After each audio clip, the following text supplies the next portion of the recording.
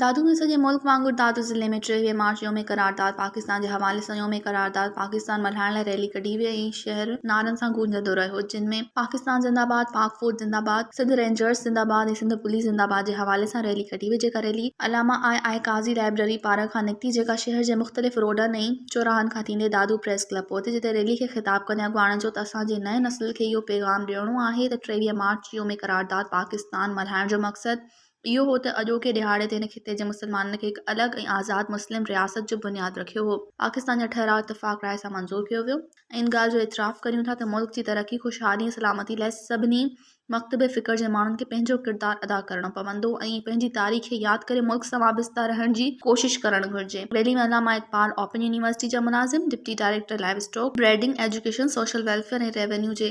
कारकुननि वॾे अंग में शिरकत कई। मज़ीद ख़बरनि ऐं तफ़सीलात लाइ विज़िट कयो असांजी वेबसाइट www.awamiNewsHD.com ऐं ॾिसंदा रहो अवामी न्यूज़ HD।